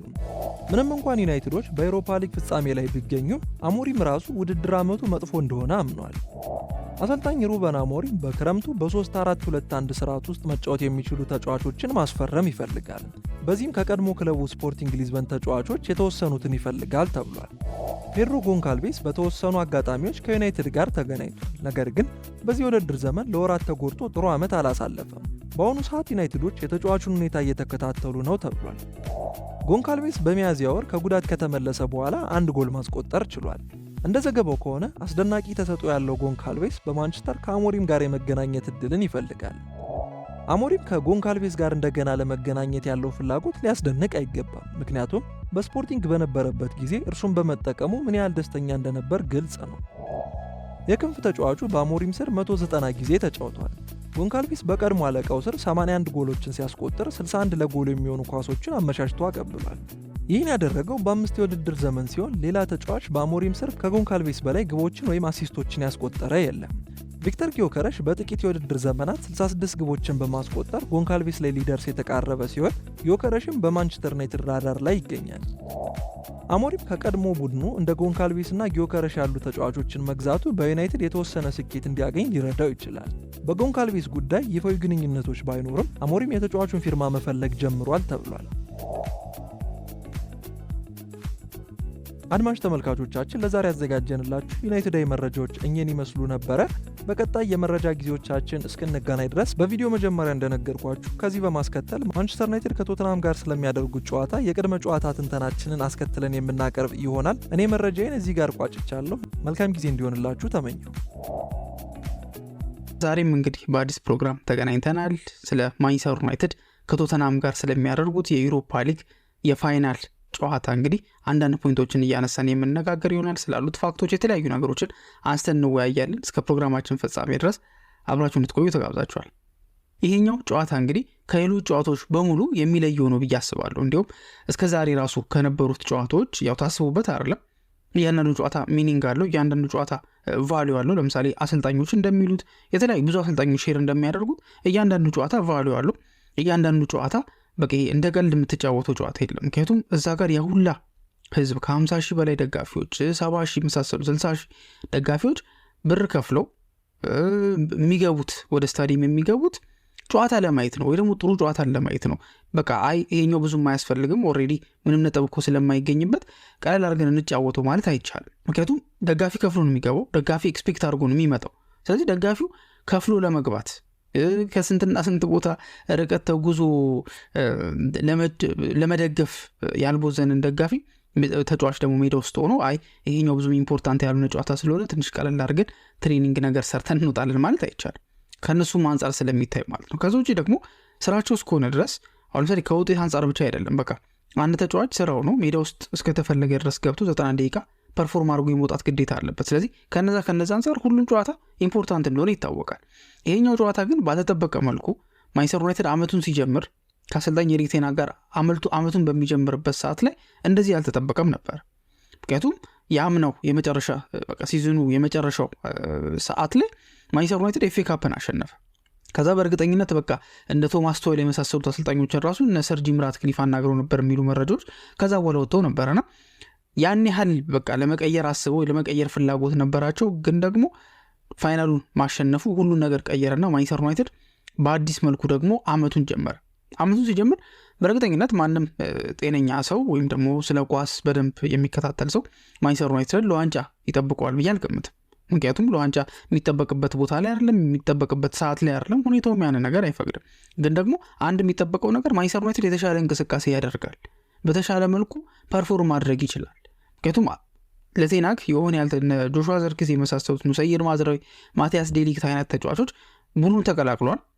በተወሰነ መልኩ ለእሱ አጨዋወት የሚመቹ ናቸው ተብሎ ነው የታሰበው። ማለት እሱ አምኖባቸው እንደዛ ፈልጎ ያመጣቸው ተጫዋቾች ናቸው ተብሎ ነው የሚታሰቡ። እንደ ማኑኤል ኡጋርቴ የመሳሰሉት ተጫዋቾችም ነበሩ፣ ሌኒዮሮንም ሳንረሳ ማለት ነው። እነዚህ ነገሮች ስንመለከት በቃ የተሻለ አይነት ነገር ለምሳሌ ሊሳንድሮ ማርቲኔዝ ሊቻ በእርግጥ የተወሰነ መዋዠቆች ነበሩ ከዛ በፊት የነበረው ሲዝን ላይ፣ ግን ደግሞ በጥሩ ተስፋ ይመለሳል የሚል ሀሳቦች ብዙ ነገሮች ነበሩ በአጭሩ ማለት ነው።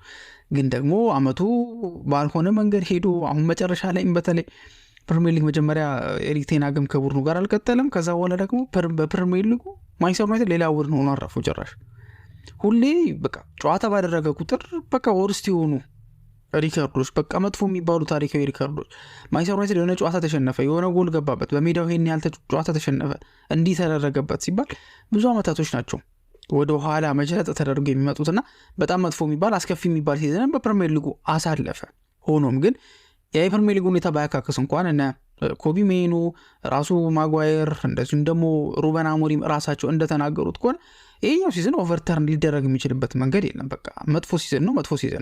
ምንም ነገር ሊያካክሱ አይችልም። ምንም ነገር ሊቀይሩ አይችልም። ምንም ነገር ይሄን መጥፎ ሲዝን ወደ ጥሩ ሊቀይር የሚችል ምንም አይነት ውጤት የለም። ግን ደግሞ በአንጻራዊነት ከመታየት አንጻር፣ ከፋይናንስ አንጻር ሩበን አሞሪም እንዳለው ቡድኑ ለቻምፒየንስ ሊግ ለማለፍ ዝግጁ አይደለም። በቂ አይደለም። ኢቨን በቂ አይደለም ማለት ቀጣይ ምንም ተጫዋች አይፈርሙ ማለት አይደለም። ተጫዋቾች ፈርመው ራሱ ይሄ ቡድን ቻምፒየንስ ሊግ ላይ ለመወዳደር ኮምፒቲቲቭ ለመሆን በቂ አይደለም። ምክንያቱም ማንቸስተር ዩናይትድ እንደ ሌሎች ክለቦች ለምሳሌ ኖቲንግሃም ፎረስት ወደ ቻምፒየንስ ሊግ ቢያልፉ ኖሮ ወይም ደግሞ የማለፍ እድል ቢኖራቸውና ጨዋታውን ቢጫወቱ እያንዳንዱ ማይልስቶን ለእነሱ ትልቅ ነገር ነች። ሲገቡ ከሆነ ያህል ዓመት በኋላ ይባላል። ጎል ከተቆጠረ ከዚህ ያህል ዓመት በኋላ፣ ክሊንሺት ከተጠበቀ ከዚህ ያህል ዓመት በኋላ አይደለ? ኢትዮጵያ ከስንት ነው ከ31 ዓመት በኋላ እኮ የኢትዮጵያ ብሔራዊ ቡድን ወደ አፍሪካ ዋንጫ ካለፈ በኋላ እያንዳንዷ ነገር የሚቆጠረው ከዛ ዓመት በኋላ ከ31 ዓመት በኋላ ለመጀመሪያ ጊዜ ጎል ሲቆጠር እንደዛ ምናምና እሱ ራሱን የቻለ ለእነሱ ሪዋርድ ሊሆንላቸው ይችላል። እንደነ ኖቲንግሃም ፎረስት። በእርግጥ ኖቲንግሃም ፎረስት እኮ ሻምፒዮን መሆን የቻለ ቡድን ነው፣ የአውሮፓ ሻምፒዮን መሆን የቻለ ቡድን ነው። ግን ያ ነገር ግን ቆይቷል። በተለይ ደግሞ 2000ዎቹ ከመጡ በኋላ ራሱ እኮ ብዙ ዓመት ነው። አሁን 25 ዓመት ሆኖታል አይደል? 2000 ራሱ ከገባ በዚያ 5 ዓመት ታሪክ ውስጥ ያንን ገድል ለመፈጸም አልታደለም። ስለዚህ እያንዳንዷ ማይልስቶን ለእነሱ ትልቅ ነገር ነች ነው። ሌላውም ቡድን በርንሞዝ ቢያልፍ እንደዚህ አይነት ነገር ነው የሚፈጠረው። ባለፈው በፓላስ የኤፍኤ ካፕን ዋንጫ በላና ለመጀመሪያ ጊዜ ተባለ አይደል? ትልቅ ማይልስቶን ይደረጋል። እንደ ዩናይትድ አይነት ላለ ቡድን ግን እንደዚህ አይነት ማይልስቶን የለውም። ምክንያቱም ምን አዲስ ነገር ሊፈጠር ይችላል? በተደጋጋሚ ተሳትፏል። ፋይናሎች ላይ በተደጋጋሚ ደርሷል። ያሸነፈባቸውም የተሸነፈባቸውም አሉ አይደለ? 3 ጊዜ ዋንጫውን መብላት ችሏል። ስለዚህ ምንድነው ምን ሊመጣ ይችላል? አሁን አዲስ ሊደረግ የሚችል ወይንም ደግሞ በቃ ዩናይትድ አላሳካውም ሊባል የሚችል አዲስ ነገር አይኖርም። ስለዚህ ዩናይትድ የነበረውን ታሪክ ነው። ሲጀመር እኮ ማንቸስተር ዩናይትድ አሁን እየተጣጣረ ያለው እየተቸገረ ያለው እየተጋጋጠ ያለው አዲስ ታሪኮችን ለማስመዝገብ አይደል፣ ከዚህ በፊት የነበረውን ታሪክ ለመድገም ወይም ደግሞ ለማስቀጠል በሚል ዩናይትድ እኮ ያለፉትን እኮ ከ10 ዓመት በላይ ያለው 2013 ነው ለመጨረሻ ጊዜ ትልቅ ዋንጫ ያነሳው። ትልቅ ማለት የዩሮፓ ሊግ 2017 በልቷል፣ ግን ፕሪሚየር ሊጉን ያነሳው 2013 ነበር፣ ወደ 12 ዓመት አካባቢ ማለት ነው። በእነዚህ 12 ዓመታት ውስጥ እኮ ማንቸስተር ዩናይትድ ምንም አይነት የፕሪሚየር ሊግ ዋንጫ ሳያሸንፍ እስከ ዘንድሮ ድረስ በፕሪሚየር ሊጉ ታሪክ የሊግ ዋንጫ አንደኛ የሊግ ዋንጫ ያለው ብቸኛ ቡድን ነበር 20 ዋንጫዎችን በመሰብሰብ ማለት ነው። እሱንም ሊግ ዋንጫ በሚለው ነው። ፕሪሚየር ሊግ በሚለው ከመጣን 13 ጊዜ ነው የሚሆነው። 13 ጊዜ ደግሞ ስቲል ትልቅ ነው። ቢካዝ ሊቨርፑል ነበር አይደል አሁን እኩል የሆነው 20 እኩል የሆነው ሊቨርፑል ነበር። ግን ሊቨርፑል ፕሪሚየር ሊግ ተብሎ ከተጀመረ ሁለተኛ ጊዜ ነው ዋንጫ ሲበላ። በክሎፕ ጊዜ ነው ከዚህ የበላው ከዛ በኋላ አሁን በላ። ስለዚህ ማንቸስተር ዩናይትድ የነበረውን ታሪክ ለማስቀጠል የነበረውን ታሪክ ለመድገም ነው የሚጫወተው። ሶ በቻምፒየንስ ሊግ ላይ የሚያደርገው ውድድር ላይ ኮምፒቲቲቭ መሆን ግዴታ ሆኖ ልላችሁ ነው። ኮምፒቲቲቭ ማለት በደንብ በቃ ያው ዋንጫ የብላውንም እሱም ዴሉዥናል መሆን ነው እንደዛም አይባልም። ግን ደግሞ ዝም ብሎ እንደ ሌሎቹ ቡድኖች ሁሉ ዝም ብሎ 8 ጨዋታ ተጫውተዋል በቃ ይበቃዋል ምናምን አይነት ነገር ተብሎ የሚታለፍ አይነት አይደለም። 8 ጨዋታ ከተጫወተ እነዛ 8 ጨዋታዎች ላይ ምን አይነት ፐርፎርማንስ አሳይቷል። ኢቭን ፕሪሚየር ሊጉ ላይ ጥሩ ቢሆን ራሱ የሚመራው የለም። ስለዚህ ኮምፒቲቲቭ መሆን አለበት። ይሄ ደግሞ ያለው ጫና ቀላል አይደለም። እንደ ሌሎቹ ቡድኖች ባነሰ ጫና ልክ ወደ ቀጣይ ዙር ምናልባት ወደ 16 ውስጥ ራሱ ለማለፍ ወደ ፕሌይኦፍ ቢያልፍ ይሄ ምርጥ ነው የሚባልለት አይነት አይደለም። ስለዚህ ኮምፒቲቲቭ መሆን አለበት። ኮምፒቲቲቭ ለመሆን ደግሞ የተሻለ ቲም መስራት አለበት ነው ዋናው ነገር መሆን ያለበት። ስለዚህ ከዛ አንጻር ከተመለከትን ማንቸስተር ዩናይትድ ዝግጁ አይደለም ለዛ። ግን ከፋይናንሱ አንጻር ከተመለከትን ግን ፋይናንሻሊ ስቴብል አይሆንም አሁንም። ግን አትሊስት የሆነ ነገር ማድረግ ይችላል። ለቀጣይ ሩበን አሞሪም ዓመታት ለቀጣይ ማንቸስተር ዩናይትድም የተሻለ ጥርጊያ የተሻለ ቡድን ለመስራት ያንደረድረዋል። ቀጣይ ዓመትም የሚጠበቅ ብዙ ትልቅ ነገር አይኖርም። ኢቨን ቶፕ 4 ራሱ ቀጣይ ዓመት አይ ዶንት ቲንክ ታርጌት ይሆናል ብዬ አላስብም። ምክንያቱም ያው ሊባል ይችላል የሆነ ዓላማ ስለሚያስፈልግ። ግን የመጀመሪያው ቡድን መምሰል አለበት። ዩናይትድ 7ኛ ጨርስ ከፈለገ በአሁኑ ፕሪሚየር ሊግ በነገራችን ላይ 7ኛ መጨረስ ማለት ክብር ማለት ነው። ያሉትን ቡድኖች ያላቸውን የነጥብ ቅርርብ ተመልክታቸዋል። ከአርሰናል ጀምሮ እስከ ኖቲንግሃም ፎረስት ድረስ ያለውን የነጥብ ቅርርብ በደንብ ተመልክተናል። አስቶን ቪላ ያለበትን ማለት ነው። ስለዚህ በዚህ ኮምፒቲሽን ላይ ቀጣይም ምክንያቱም እንደነ ብሬንትፎርድ አይነት እንደነ ቦርንሞዝ አይነት እንደነ ፉላም አይነት ቡድኖች ከባድ ሆኖ ነው የመጡት። ስለዚህ ዩናይትድ በዛ ደረጃ ደርሶ ኮምፒቲቲቭ ሆኖ ጥሩ ደረጃ ላይ መቀመጥ አለበት ነው እንጂ ስለ ቶፕ 4 ማንም አያስጨንቀውም። የፕሪሚየር ሊግ ዋንጫም ያው ማንም አያስጨንቀው የሚታሰብ አይደለም። ግን ደግሞ ኮምፒቲቲቭ መሆን አለበት ነው። ስለዚህ ከዛ አንፃር እንደ ፈተና ቢቆጠርም ግን ጥሩ የሚባል ተስፋ ያለው ስለሆነ ለዛ ነው ይሄኛው ከሁሉም ጨዋታዎች ሁሉም ጨዋታ ኢምፖርታንት ነው ብያቸዋለሁ። እያንዳንዱ ተጫዋች ሜዳ ውስጥ እስከገባ ድረስ ኢምፖርታንት አይደለም የሚባል ጨዋታ የለም። ደጋፊ ይመጣል። እስኪ የትኛው የማንቸስተር ዩናይትድ ጨዋታ ነው እስካሁን ድረስ ከተመለከታችሁት የትኛው የማንቸስተር ዩናይትድ ጨዋታ ነው ኦልድ ትራፎርድ ጉድል ብሎ ተመልክተን የምናውቀው? ጉድል ማለት የተወሰኑ ክፍተት ያላቸው ወንበሮች የሉም ማለት አይደለም። ግን በቃ በሚያስታውቅ መልኩ ቁጥር በጣም የቀነሰበት ጨዋታ እንግዲህ አመቱን ሙሉ ጨዋታ ሲደረግ አሁን መጨረሻ የሚደረገው ከቪላ ጋር የሚደረገውም የፕሪሚየር ሊጉ የፋይናል ጨዋታ ላይ ብትመለከቱ ደጋፊ ጥቅጥቅ ብሎ ነው የሚመጣው። ስለዚህ ተጫዋቾቹ የሚያለምጡበት ምንም አይነት ሪዝን የላቸውም ማለት ነው በሌላ አማርኛ። ስለዚህ ሁሉም ኢምፖርታንት ነው። ይሄኛው ጨዋታ ግን ከዚህ አንጻር ኢምፖርታንት ነው። ምን ያህል ኢምፖርታንት እንደሆነ ብዙ ጊዜ በተደጋጋሚ የተባለ ነገር ስለሆነ እሱም መጥቀስ አያስፈልግም። ግን የጨዋታው ኢምፖርታንስ ግን ከሌሎቹ እንደሚለይ ግን በዚህ አጋጣሚ መናገር ይቻላል ማለት ነው። እንግዲህ በመጨረሻም ማንቸስተር ዩናይትድ በጣም አስከፊ ከሚባለው ሲዝን በኋላ ለዩሮፓ ሊግ ፍጻሜ ደርሷል። ለዩሮፓ ሊግ ፍጻሜ መድረስ ማለት ደግሞ ዋንጫውን መብላት ቻምፒየንስ ሊግን ያስገኛል። ብዙ ነገሮች ጥቅሞች ስላሉት ስፐርስም ደግሞ ቀላል ተጋጣሚ ሆኖ አይመጣም። አንጄ ፖስቴኮግሉ አመቱ በተጀመረበት ሰዓት ላይ እኔ ሁል ጊዜ ሁለተኛ ዓመቴ ላይ ዋንጫ በላለው ብሎ ተናግሮ ነበርና ያንንም ለማስጠበቅ ይኸው ለዋንጫ ደርሷል። መጀመሪያ ላይ ሁሉም መቀለጃ ነበር ያደረገው። ምክንያቱም የምን ዋንጫ ነው የሚሉ እንደ ሾፈት ነገሮችም ነበሩ። በተለይ ስፐርስ በጣም እየዋጀቀ በመጣበት ሰዓት ላይ እንደዛ ተብሎ ነበር። ግን ለፍጻሜ ደርሷል። ሶ ቀላል ተጋጣሚ አይደለም። ሁለቱም የሚያጡት ነገር የለም፣ የሚያገኙት ነገር ነው ያለው። ፋይናል ነው፣ ከባድ ፉክክር ነው ያለው። አንጄ ፖስቴኮግሉ ምናልባትም ስራቸውን ያደርግላቸዋል ተብሎ ይታሰባልን። ግን ደግሞ ኦልሬዲ የተወሰነም ነገር አለ የሚባልም ነገር አለ። ግን አትሊስት ከዋንጫ ጋር ቶተንሃምን አስታርቀው ከ2008 በኋላ እሱም የሊግ ካፕ ነበረ። ከ2008 በኋላ ምንም አይነት ሜጀር ትሮፊ ማንሳት ያልቻለ ስፐርስ ነው። ከ1984 በኋላም የዩሮፓን ይህንን ዋንጫ በነገራችን ላይ አሳክቶታል ስፐርስ። ግን 1984 ላይ ነበር ለመጨረሻ ጊዜ አሳክቶት የነበረው። ከዛ በኋላ ለፍጻሜ ደርሷል። ግን ደግሞ በሽንፈት ነው ያጠናቀቀው እንጂ ዋንጫው መብላት አልቻለም። ከዛ በኋላም እንደዚህ አይነት ደህና የሚባል ታሪክ የለውም ማለት ነው። ስለዚህ ይሄኛው ለአሰልጣኝ አንጄ ፖስቴኮግሉ ለቶተንሃም ትልቅ የሚባል ጨዋታ ስለሆነ እነሱም በቀላሉ እጅ ይሰጣሉ ተብሎ ስለማይታሰብ ፉክክሩ በጣም አደገኛ ይሆናል ተብሎ ይታሰባል። አሁን በመቀጠል ደግሞ እንደተለመደው ሩበን አሞሪም ጋዜጣዊ መግለጫውን ሰጥቷል። ወደዛ ጋዜጣዊ መግለጫ ደግሞ እስኪ የተወሰኑ ሀሳቦችን እናነሳለን።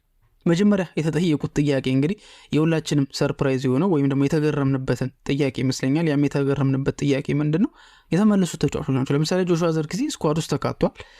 ከቡድኑ ጋር ተጉዟል ብቻ አይደለም። ለምሳሌ ማቲያስ ዴሊክት ቡድኑን ለማበረታታት ከስኳዱ ውጪ ተጉዟል የሚል ነገር አለ። ግን የጆሹዋ ዘርክሲ ጉዳይ ግን በሙሉ ፊትነስ ወይም ደግሞ ጨዋታውን በቋሚነት ይጀምራል አይጀምርም የሚለው ነገር ሌላ ጥያቄ ሆኖ ግን ደግሞ በሙሉ ፊትነስ ቡድኑን ተቀላቅሎ ከቡድኑ ጋር ትሬኒንግ አድርጎ ነው እንግዲህ ወደ ቢልባው የተጓዘው ማለት ነውና ይሄ የሚያስገርም ነገር ነበረ። የሌኒ ዮሮ ጉዳይ እንደዚሁ የሚገርም ጉዳይ ወይ ደግሞ የሚገርም ሁኔታን ፈጥሯል ማለት። ስለዚህ ስለነዚህ ተጫዋቾች ስላለው ስለ ጉዳት ሁኔታ ነበረ ሩበን አሞሪም ተጠይቆ የነበረውና በጠየቀበትም ሰዓት ላይ በተለይ ዘርክሲ ይመለሳል ብሎ በጭራሽ እንዳላሰበና በፍጥነት እንደተመለሰም ነው የተናገረውና ግን ደግሞ ደስተኛ እንደሆነ የስኳድ ዴብዙን እንደሚያሰፋለትና ሜዳ ላይ እንደሚያስፈልገውም ጭምር ነው ሩበን አሞሪም የተናገረውና ስለዚህ ጉዳይ ተጠይቆ ፉሊ ፊት ናቸው። ስለዚህ እሱም በጣም አስገርሞኛል በተለይ የዘርክሲ ጉዳይ ብሎ ስለዛ ጉዳይ ተጠይቆ ነበር። ሌላ የተጠየቀው ጥያቄ ደግሞ ስለ ኤክስትራ ታይምም እንደዚሁ ተጠይቆ ነበር ምን እያሰበ እንደሆነና እሱ የተናገረውም ስለ ኤክስትራ ታይም አይደለም እያሰበ ያለው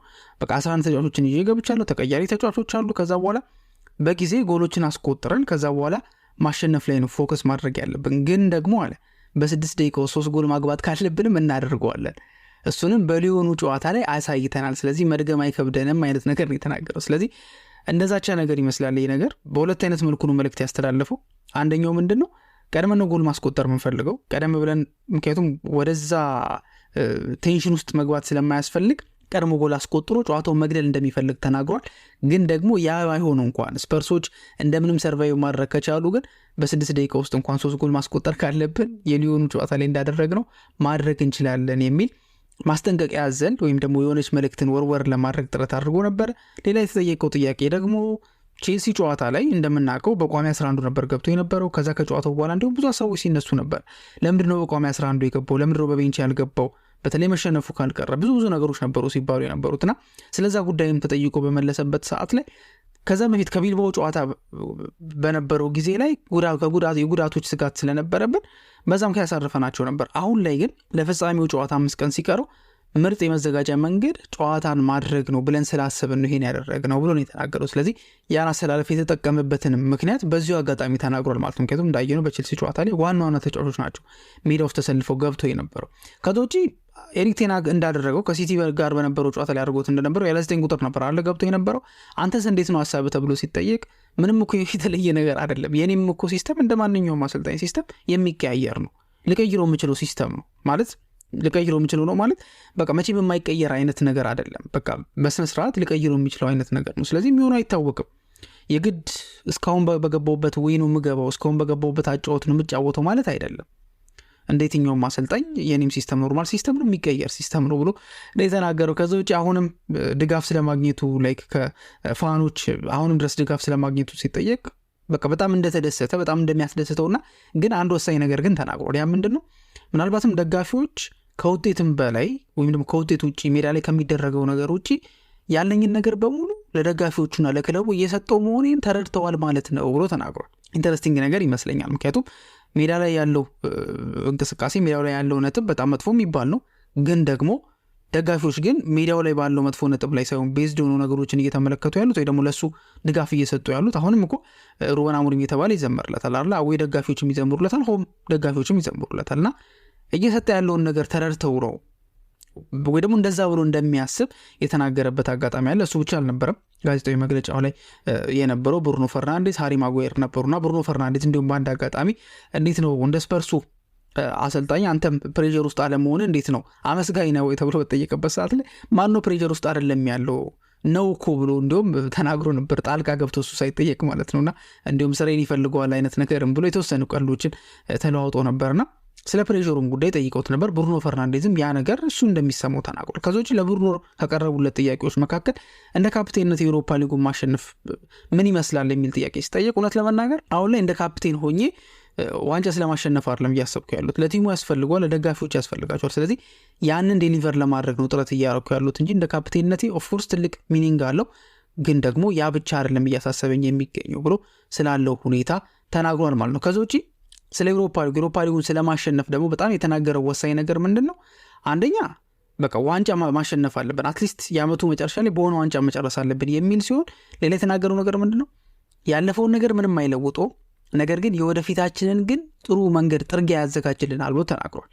እንግዲህ ይህ ዓመት የተመታ ዓመት ነው። ኦፍኮርስ ምንም የሚለውጠው ነገር የለም፣ ግን ደግሞ ለሚቀጥለው ጊዜ ላይ ግን የተሻለ ነገር የተሻለ ተስፋ ብሩህ ተስፋ እንዲኖር የሚያደርግ ውጤት ነው ብሎ ነው ስለ ዩሮፓ ሊጉ የፍጻሜ ጨዋታ የተናገረው። ሃሪ ማጓየር ካላቸውም ነገሮች መካከል አንዱ ምንድነው በመጨረሻ የሱን ተናገር ላቁምና ስለ ድሪብል ወይ ደግሞ ድሪብል ስለማድረግ አቅሙ ተጠይቆ ነበርና በተጠየቀበት ሰዓት ላይ ሁልጊዜም ቢሆን ልምምድ ለድሪብል እንዳደርግ እሰራ ነበር፣ አሰልጣኝ ያዘኝ ነበር፣ ያለማምደኝ ነበር። ግን በዚህ በፍጻሜው ጨዋታ ላይ ግን እዛ ቦታ ላይ የክንፉ ጨዋታ ላይ የክንፉ ቦታ ላይ መገኘት እንደማይፈልግና ደስተኛው ነው የሚጫወተው የራሱ የመከላከል ቦታ ላይ እንደሆነ ተናግሯል ማለት ነው። ስለዚህ እነዚህ ጉዳዮች እንግዲህ ሩበን አሞሪም፣ ብሩኖ ፈርናንዴዝ እና ሃሪ ማጓየር ጋዜጣዊ መግለጫው ላይ ከተናገሩት መካከል ያወያዩናል ብዬ አስቤ ወሰድኳቸው ናቸው ማለት ነው። እስኪ አሁን ደግሞ የምንመለከተው ነገር ምንድን ነው?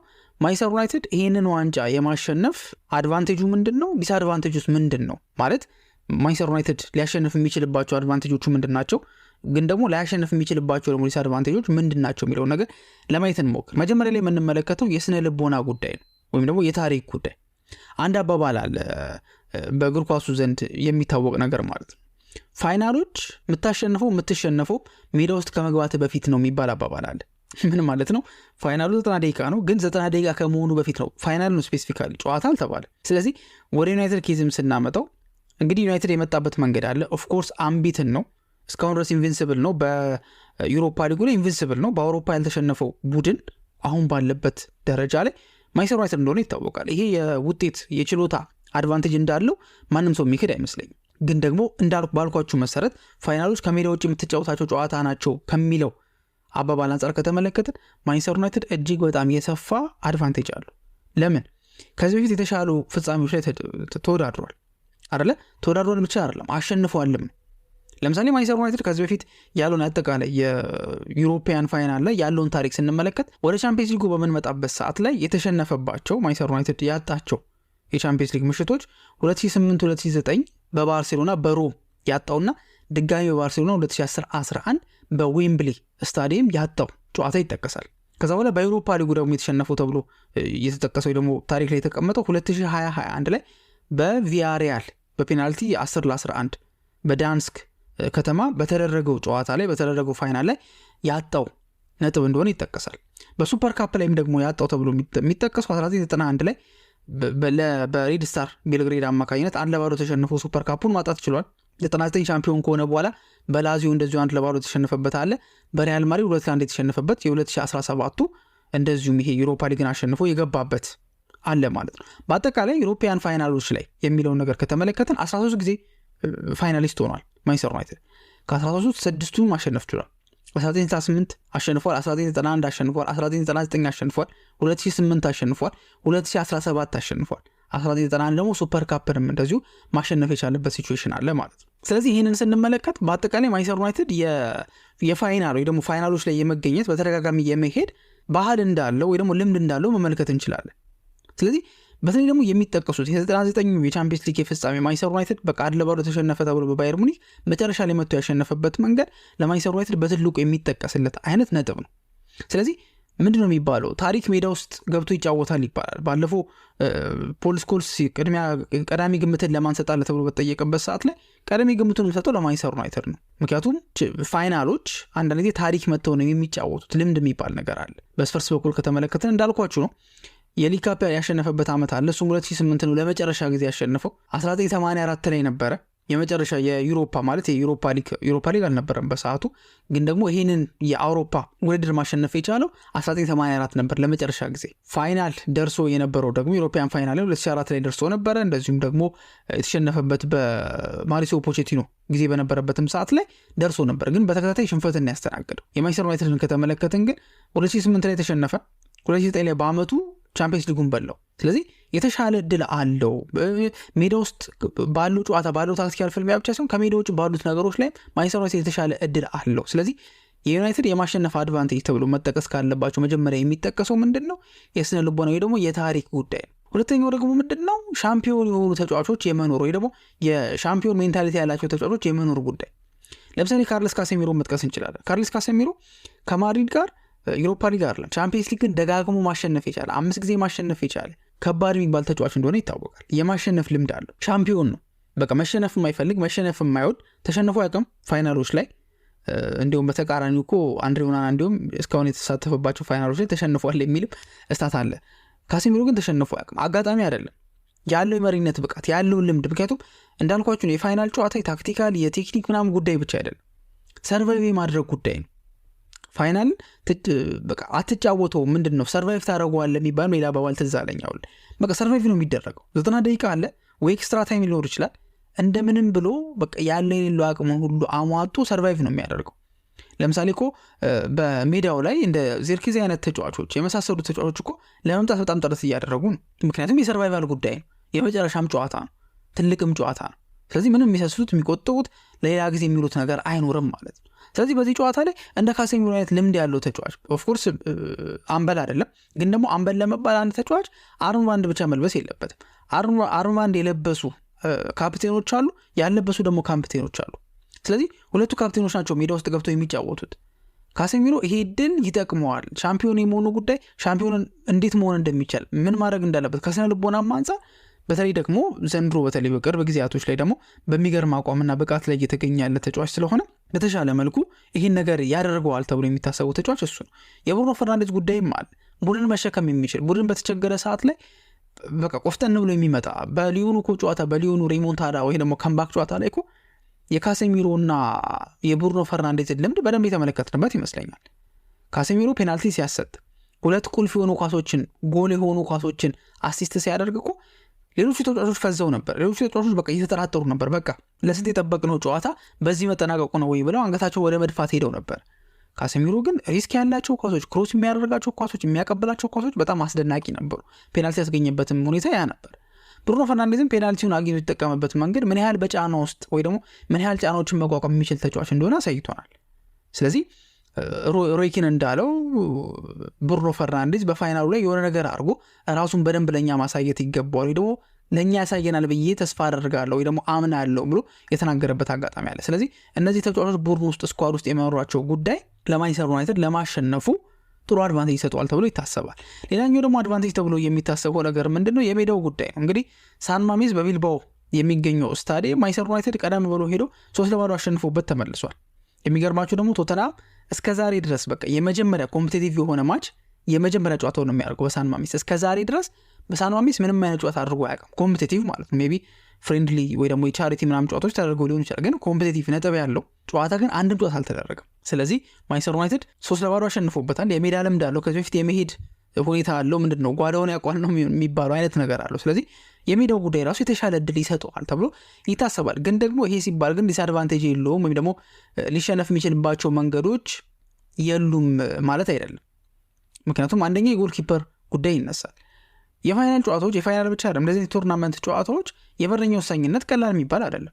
ምክንያቱም በረኞች ሊያድኗቸው ይገባል። በረኞች በቃ ከባድ ሊሆኑ ይገባል። አንዳንዴ እንዲሁም ከተቻለ ማን ኦፍ ዘ ማች ቢሆኑ ራሱ ጥሩ ነው።